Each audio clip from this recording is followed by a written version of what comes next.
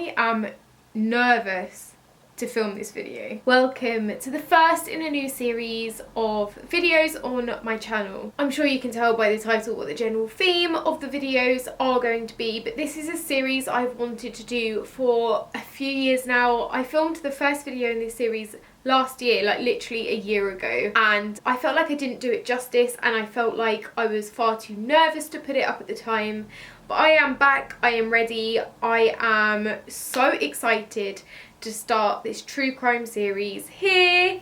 If you've been following me for a while, you will know that I am just completely obsessed with true crime. I have been since I was a really little girl. I always wanted to be a detective when I grew up. That was the dream. I think this originated from kind of growing up in East London. I remember my grandparents taking me to the spots that the Jack the Ripper victims were murdered quite horrifically in Whitechapel. As long as I can remember, I've just had a complete fascination with serial killers, with crime, with murder. And so I really wanted to start a series on my channel where I talk to you about some of my favourite true crime stories, the ones that have fascinated me the most. And during this series I'm going to be covering stories of crime, of unsolved mysteries, of conspiracies, and general things that I just find a little bit fascinating in the kind of true crime world. I obviously do not mean to upset or disturb anyone with the making of these videos. Like, my utmost respect goes out to all the victims and their families and people involved. But some of these crimes are so fascinating that I wanted to share them with you guys so you could learn about them as well. This particular story has fascinated me for so long, and it is an unsolved case. It is also a conspiracy because no one really knows what happened, and the story is quite disturbing and upsetting. So if you are sensitive in any way or don't like gruesome stuff, perhaps don't listen to this story. This is the case of Elisa LAM. I'm going to be telling you about the case, and then I'm going to go into some of the conspiracies and the ideas and reasonings behind what could have happened to Elisa. One of the reasons that this case has fascinated me and so many others so much is because there is video footage of her before she died, and it's just so spooky. It's really scary to watch, it's really upsetting, and I wanted to share the case with you guys. So Elisa LAM was a 21-year-old student from Canada, and she took a little bit of like a solo trip to America, and on January 26th 2013 she checked into the Cecil Hotel in LA. Now, this hotel is fascinating by itself. It has a lot of links with violence. One of America's most notorious serial killers, Richard Ramirez, aka the Night Stalker, he apparently stayed in this hotel during his killing spree. It's also rumoured that Black Dahlia, Elizabeth Short, if you haven't heard of that case, then do let me know if you would like me to cover it. Another fascinating cold case which we still don't know the answers to, but apparently she was seen to be drinking in the hotel bar like 2 days before she went missing and got murdered as well. So it has a lot of links with kind of crime and violence. Elisa's family got a little bit concerned after she had checked into this hotel, because on January the 31st she stopped calling them. She called them every day when she was on holiday, so for her not to have called them raised concerns. So they immediately called the LAPD, the Los Angeles Police Department, and put out a missing persons report. So a police search ensued. They looked everywhere for her and there was absolutely no trace of her. This is where it doesn't get very nice, so warning here. A couple of weeks after she went missing, people in the hotel started complaining about problems with the water from their taps. Some of them said that it had a weird taste, that the pressure wasn't right, and some of them said that the water was coming out of the taps a funny colour. It was discoloured and it wasn't clear. That prompted the hotel to go and check out their water tanks, and on February the 19th, a man, I guess he was a caretaker, checked in all of the building's 4 water tanks, and in one of them he found the floating dead naked body of Elisa LAM. The coroner's office reported that the cause of death had been accidental drowning, but there are a lot of things about this which was a bit suspicious, like why was she naked in the tank? They couldn't find her phone anywhere near her body or in her room, so the phone was gone, but they didn't find any evidence of physical trauma or sexual assault, nor any evidence of suicide. This is quite graphic. There were signs of anal bleeding, but in the post-mortem they said that this could easily be due to kind of bloating and the decomposition of the body, sorry. So this is where, for me, and I think a lot of other people, it gets really interesting. On February the 14th, a couple of days before Elisa's body was found, the LAPD released CCTV footage of kind of the last sighting of her. So this is the last anyone ever saw of her. The video is her in a lift, and it's so fascinating because she's just acting in a really bizarre way. There's something almost paranormal about it, or it's very scary to watch. And there are loads of different theories on why this is, some of which we will get into in a bit. The video is like 4 minutes long. I'm just going to play it now so I can kind of talk you through what happens.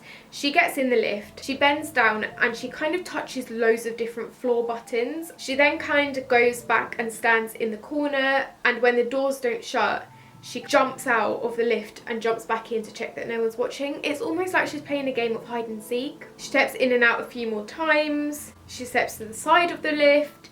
It's just really erratic, bizarre behaviour. There's a point here about why the elevator doors aren't closing in the first place, which also suggests a little bit of paranormal activity perhaps. So she presses all the buttons, she steps outside again, and then this is the really freaky bit to me. It looks like she's talking to someone.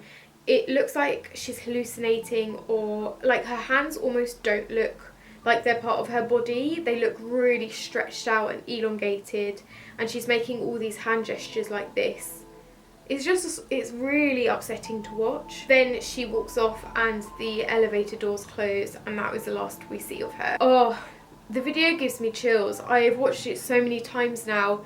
I even listened to a podcast, a great podcast about this case on True Crime Garage, where they literally analyse this video clip second by second to try and work out what she's doing. Before I get into some of the conspiracies about what happened to her, I just want to talk a little bit about her background. She started a blog in 2010. This is still up on the internet, you can go and read it, and she talks very openly about mental health. She kind of posts like fashion inspiration along with like personal diary entries talking about sometimes suicidal thoughts, sometimes mental health, and just generally a typical kind of diary of a young adult girl. She was diagnosed with bipolar disorder, and she also had depression, and she was taking medication for both of these disorders. The coroner's report also said that she had all of the pills she was taking for her disorders in her system, so that discounts some of the theories about what actually happened to her. So that's the really short, general, basic overview of the case and what happened to her and how she was found. It's such a sad story, but now I'm going to move on to some of the kind of ideas behind what actually happened. So one of the first theories is that she was being followed. Apparently there were some reportings of like a creepy stalker in the run-up to her disappearance. I can't find much information on this, and it doesn't seem that real, but that kind of proves her actions in the lift, where she's kind of peeking out, pressing all the buttons just to get the lift to shut as quickly as possible so she can get away from whoever is following her. No one else gets in the lift though, which is a bit bizarre. It doesn't really add up to that theory, and no one else saw anyone following her, so that could be discredited. Another really common theory is that she must have taken some drugs or was hallucinating or having maybe a psychotic episode, because it really does look like she's talking to no one in particular. Her actions in the lift are so, they don't really make any sense, and it's unusual, and it looks like she's hallucinating. Maybe in her hallucinations she thought she was being followed, which is why she looks like she's hiding from someone in the lift, and also might explain why she got into the water tank in the first place, because she was trying to hide from someone. This also brings up a whole other thing of how she even got to the hotel's roof in the first place, because only the staff had access to the roof and the water tanks with a key and a passcode for the security alarm. Otherwise the alarm would sound if someone tried to go through the staff door. That didn't happen.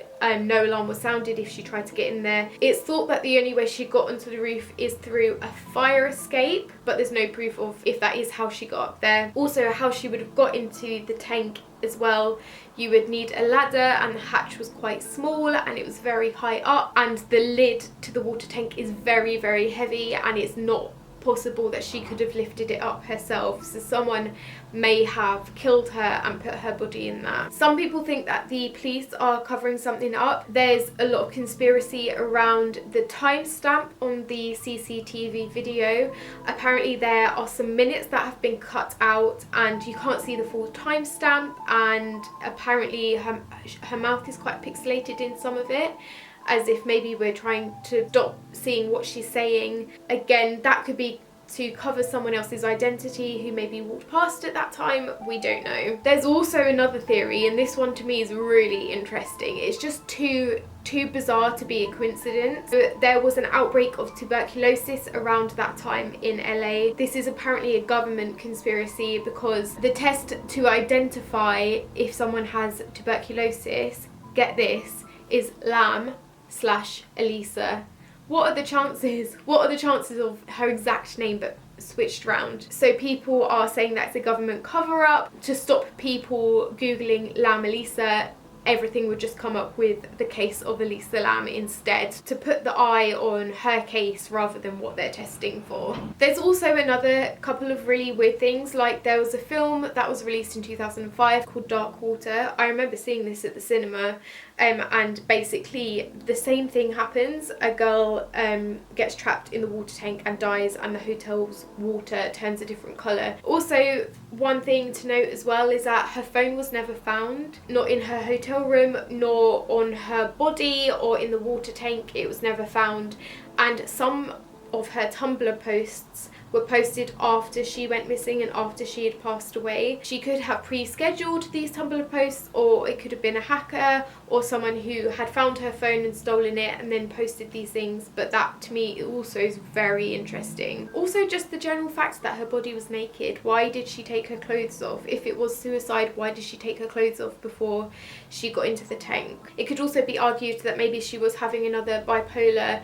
episode, but she was found with all of her medication in her system, so she hadn't missed any of her medication for her mental illnesses. She'd still been taking them, which also doesn't really add up to why she would then have an episode like a bipolar or psychotic episode. I would love to hear down below what you think happened to Elisa. I will leave the video down below so you can go and watch it if you want to. This whole case fascinates me. I'm not sure if we'll ever find out what happened to her. It might have just been a case of her maybe taking some drugs, and maybe them mixing with her medication in her system made her a little bit paranoid, and then she did think she was being followed and then hid in the water tank. But the whole case is just so interesting to me, so I would love for you to leave below with a comment about what you think happened to Elisa. I really hope I've done this story justice. One more thing, I would love it if you could help me work out a name for this new series of mine. I was thinking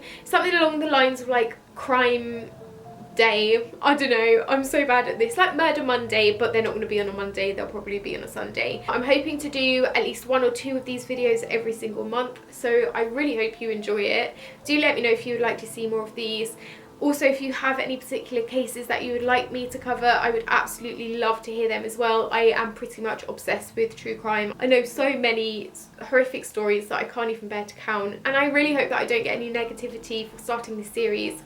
I just think these cases are so fascinating. I'm waffling so much. Be sure to subscribe, send it around to your friends if you did, and I will see you next week. Bye!